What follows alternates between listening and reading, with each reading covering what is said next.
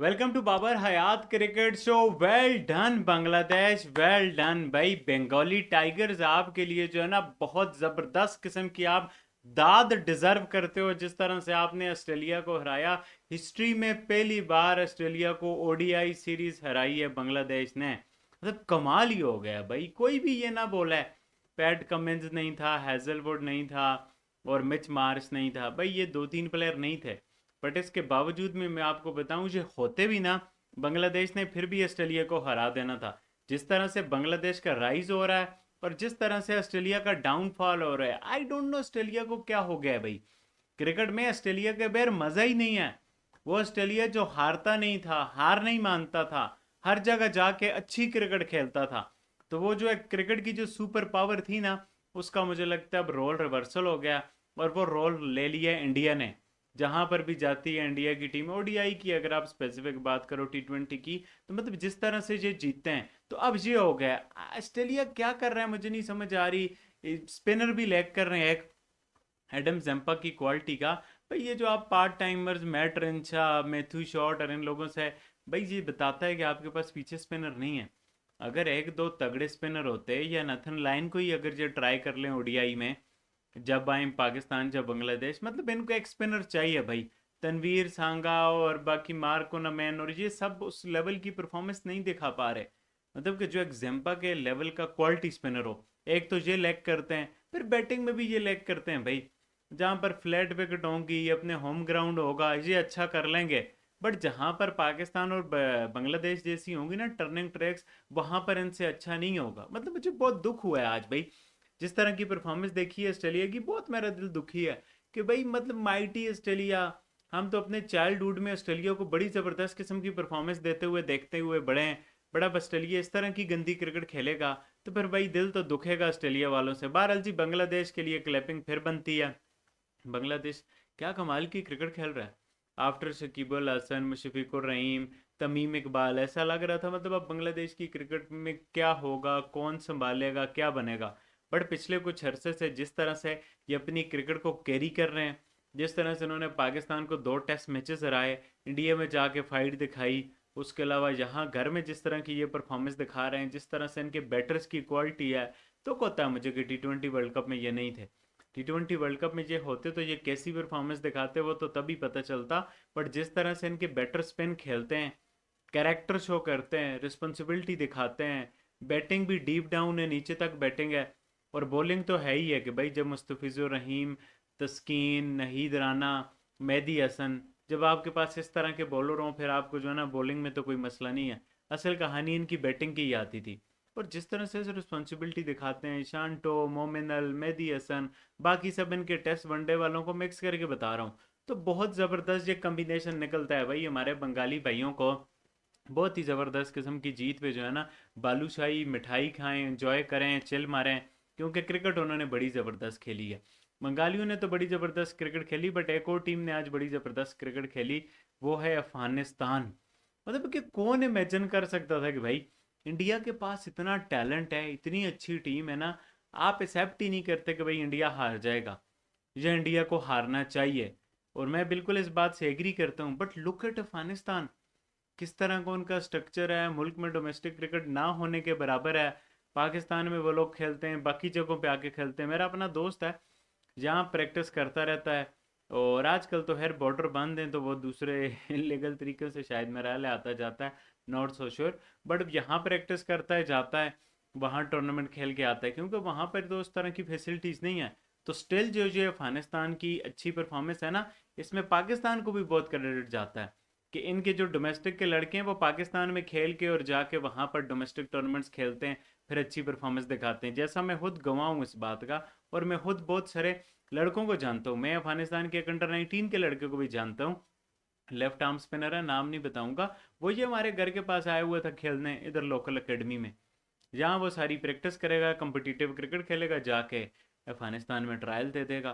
तो भाई ये हालात हैं। बाकी इंडिया का भी रोल है भाई, जिस तरह से इंडिया ग्राउंड देता है, क्रिकेट खेलते हैं इनके साथ, इसी तरह से चीज़ें इंप्रूव होती हैं। पर पाकिस्तान का भी रोल है, मैं ये कहना चाहूँगा। बहरहाल आज जिस तरह से अफगानिस्तान के लड़के खेले, जिस तरह से उनके कैप्टन रिस्पॉन्सिबिलिटी दिखाई, और मतलब ये डीएल डीएलएस भी कमाल चीज़ है भाई। जिस तरह से वो जीते हैं, इतने थिन मार्जिन है, मुझे तो नहीं लग रहा था, बट भाई जो उन्होंने विकेट रोक के रखी और वो बचा लिए। अफगानिस्तान तो क्रेडिट डिजर्व करता है, अच्छा खेला, बट अबाउट इंडिया, सूर्यवंशी ने आज टी20 टाइप इनिंग खेली और 90 ऑड रन्स का पावर प्ले इंडिया को मिला। बट भाई इंडिया वालों, सूर्यवंशी वनडे की बारी खेलनी है, बड़ा सो लगाना है, सो लगाना है। सूर्यवंशी का मैंने इंटरव्यू सुना था, कह रहे थे कि टी20 में मेरा दिल है कि मैं 200 लगाऊं। सूर्यवंशी साहब, पहले वनडे का सोचना है। आज सूर्यवंशी ने बड़ी क्लासिकल ड्राइव्स भी मारी हैं, मुझे बड़ा अच्छा लगा है।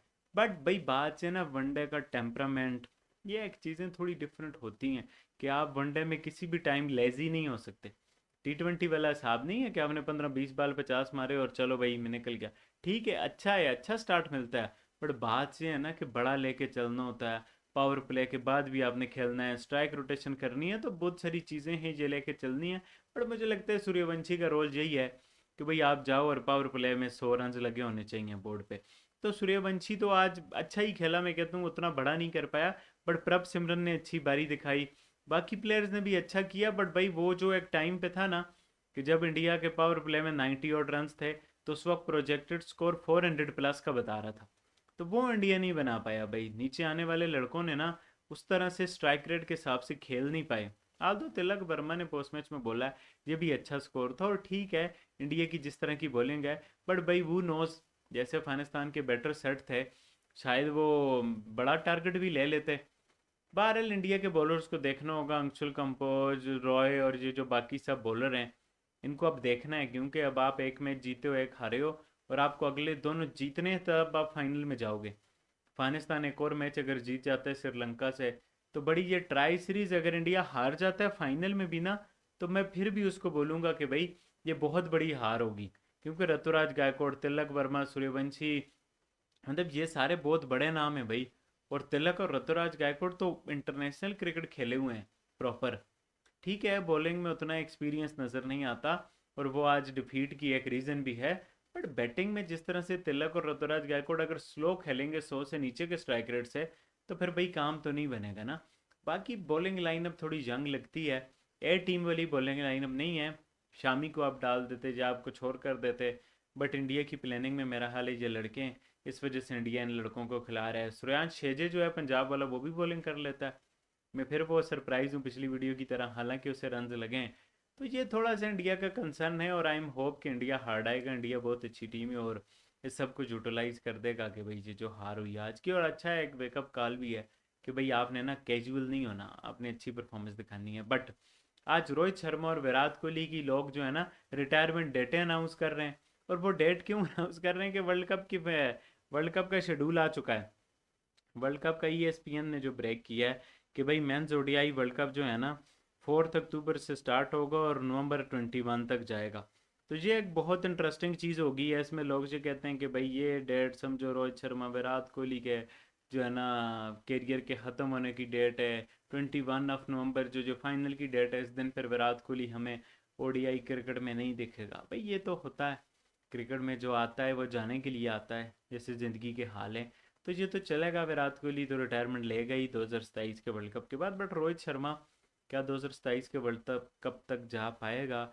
जिस तरह से टीम मैनेजमेंट जो है ना डिसीजन ले रही है काफ़ी सारे प्लेयर्स को लेके, और उन प्लेयर्स की अपनी फिटनेस है। विराट कोहली की भी आप देखो वन एट टाइम में, और still I think he is the fittest player in international cricket. But भाई अगर 2027 के वर्ल्ड कप में भगवान ना करे विराट कोहली और रोहित शर्मा अनफिट हो गए, फिर क्या होगा? तो ये बहुत सारी चीज़ें हैं, इन लोगों को देखना है, इनकी बॉडी हम देख रहे हैं काफ़ी ज़्यादा इंजरी प्रोन हुई हुई है। तो अब ये किस तरह की क्रिकेट खेलेंगे आने वाले टाइम में, कितना फिट रहेंगे, वो तो टाइम ही बताएगा। बट ये है कि वर्ल्ड कप है अक्टूबर नवंबर का, तो इंटरेस्टिंग है जी ओडीआई वर्ल्ड कप इस टाइम में है। बट एक और खबर जो कि आज की एक और हाईलाइट थी, वो थी इंडियन मीडिया में देख रहा था स्पोर्ट्स यारी, वो बता रहे थे कि देखो भाई बिग बैश का जो पहला मैच है ना, वो अब मोदी जी अनाउंस करेंगे, जैसा मैंने आपको पिछली वीडियो में बताया। बट कहानी ये है, बिग बैश ऐसा ड्रामा करेगा कि पाकिस्तानी स्टार्स वाली जो टीमें हैं ना उनका मैच इंडिया में करा देगा। फॉर एग्जांपल पहला मैच वो सिडनी सिक्सेस और ब्रिस्बेन हीट का रख लेता है। सिडनी सिक्सेस और ब्रिस्बेन हीट शहनशाह अफरीदी और बाबर आजम को रिटेन करती हैं, और उनका मैच फिर चेन्नई में होगा। तो बिग बैश को इंडिया में कितनी हाइप मिलेगी कि पाकिस्तानी खिलाड़ी खेल रहे हैं। और बाबर आजम और शाहिन शाह अफरीदी को क्या इंडियन गवर्नमेंट वीज़ा देगी?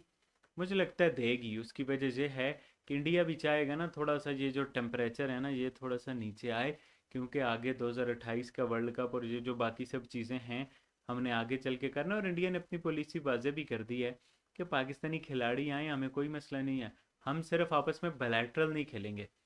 बट कहानी ये है ना कि पाकिस्तान जब तक एक बार इंडियन टीम को पाकिस्तान नहीं बुला लेता, ये उसकी शॉट ही नहीं ले लेता, तो पाकिस्तान भी जो है ना अपने खिलाड़ियों को, अब बात ये है ना कि देखो खिलाड़ी तो जानना चाहते हैं इंडिया, क्या पीसीबी ये इजाज़त देगा बाबर आजम और शहीन शाह अफरीदी को कि आप इंडिया में भी जाके खेलो? आपने, if I am not wrong, अगर इंडियन वीज़ा के लिए अप्लाई करना है थ्रू बिग बैश या वट एवर कुछ भी हो, तो आपको पाकिस्तान गवर्नमेंट की भी परमिशन चाहिए होगी। तो इस पे ना मेरा ख्याल है बड़ी गेम डलेगी। इस पे पीसीबी भी देखेगा कि भाई ये वो आपके साथ बायलैटरल नहीं खेलते, वर्ल्ड कप में हाथ नहीं मिलाते, और आप उनके मुल्क में जाके बिग बैश खेलो। ये पीसीबी रोक सकता है। इंडियन गवर्नमेंट चाहेगी कि वो आएँ खेलें, मुझे ऐसा लगता है वो भी वीज़ा नहीं दे सकती, ये भी पॉसिबिलिटी है। यहाँ से पीसीबी बोले ठीक है खेलो, ऑस्ट्रेलियन बोर्ड भी बोले ठीक है, और इंडियन गवर्नमेंट शायद बाबर शाहीन को वीज़ा ना दे, जिसके मुझे चांसेस बहुत ही कम लगते हैं, मिनिमम लगते हैं। बट ये सारी गेम पड़ सकती है, और जो बड़ा जो है ना आने वाले टाइम में बड़ी हेडलाइंस बटोरेगा, और जो बड़ा इंटरेस्टिंग रहेगा। आप लोग बताओ भाई, आप लोगों को कौन सी खबर कैसी लगती है, कितना इंटरेस्टिंग लगती है, और उस पर आपका क्या पॉइंट ऑफ व्यू है? अपना पॉइंट ऑफ व्यू लाजमी नीचे कमेंट करके बताना। वीडियो अच्छी लगे तो चैनल को सब्सक्राइब करके बेल आइकन पे क्लिक कर देना। इंशाल्लाह नेक्स्ट वीडियो में आप लोगों से मुलाकात होती है, तब तक के लिए अल्लाह हाफिज़।